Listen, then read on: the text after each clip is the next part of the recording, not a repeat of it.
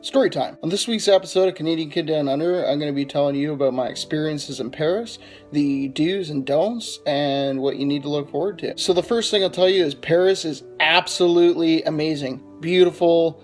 You definitely have to check this place out one day in your life. I had booked a hostel at St. Christopher's Bar and Hotel. After my experience in London, I was actually really excited to get there. However, it didn't take very long before I was actually disappointed. There was a public nightclub that was in the main lobby.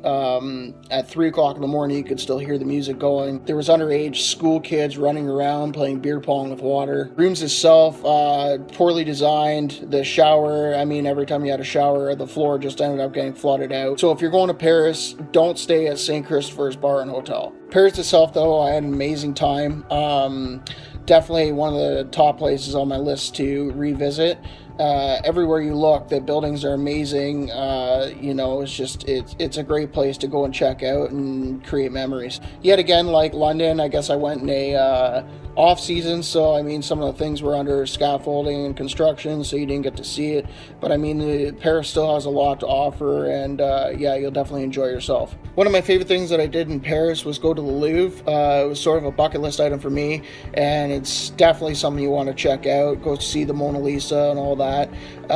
If you plan on going to the Louvre, make a point of spending the day there. I think it's the largest museum in the world. It's like 14 square kilometers, so even doing a day, you're not going to see it all, but definitely something you want to check out and spend the money to do it. The Eiffel Tower was another one that was a big hit for me. That was a bucket list item as well.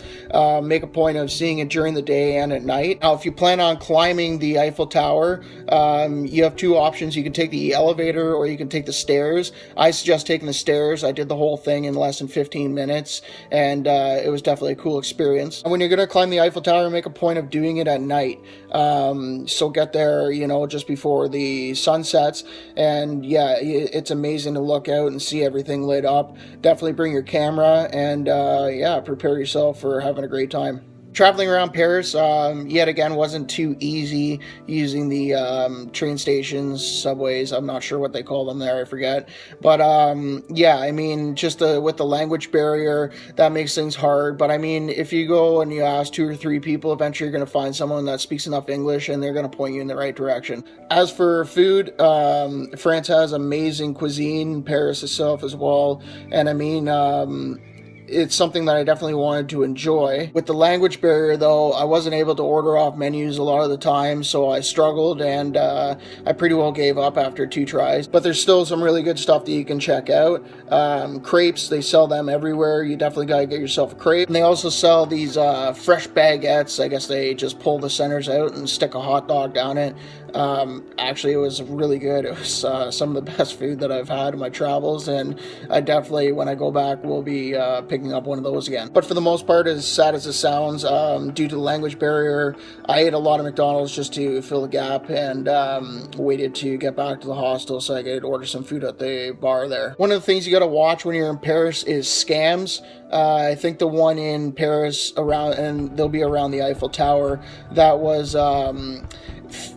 giving money to the blind or something like that. It is 100% a scam. They're preying on tourists, and definitely don't give these people any money. If you feel like you need to donate to somewhere, make a point of going and finding an actual foundation, not people walking around with a random piece of paper. When you're traveling on the trains, pickpocketing is a big thing. You definitely need to watch that. They'll announce it over the PA systems and all that. So just make a point of watching your back and keeping your things close to you. If you're going to Paris, definitely plan on spending about a week there. I think I was there for about 4 or 5 days. I had enough time to see a lot of things, but it's such an amazing place to visit that I definitely wish I had more time. So at least a minimum of a week, if not more, and you'll have a great time. Now, when you're around the Eiffel Tower, there's a boat tour by the river. I highly suggest doing this. It's a little expensive, but it's definitely worth doing. You get to check out a lot of things, and it lasts you about an hour long. There's also a bar on board, so you get to continue the drinks going down range and enjoy yourself. Paris overall gets a 2 thumbs up. Out of 10 stars, I give it an 8, and it's definitely somewhere that I can't wait to go back to. I just found that everywhere you turned, it was amazing. Just the way that they build the buildings, the art and decorations everywhere, the gardens.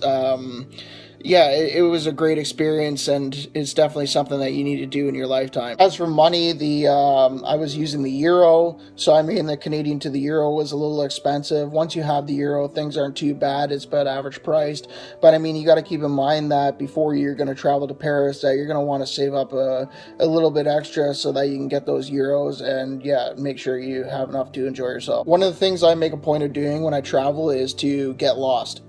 Just purposely get yourself lost. Start taking random roads and streets and get yourself lost. The reason why I do this is because you see everything that is off the beaten track and away from the tourists. You'll find churches you would have never seen.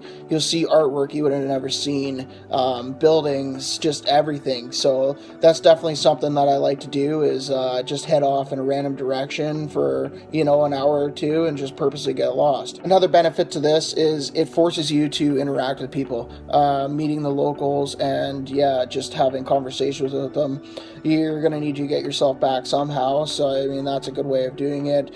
They're also going to point you out to different things they think you should check out, and I mean it's just a great way of exploring the place that you're traveling to and finding everything that you normally wouldn't have seen. I don't know what else I could say about Paris that I already haven't. Beautiful, breathtaking, memories that'll last you a lifetime. I met a great group of friends, had a lot of drinks, ate some good food, and definitely enjoyed myself. I hope this video helped you out in some of the do's and don'ts of Paris, and maybe influenced you a little bit to go travel there. If you enjoy what you've seen, like, subscribe, and share. You can also find me on Instagram at Canadian Kid Down Under. New video comes out every week, and I'm looking forward to seeing you in the future. Take care.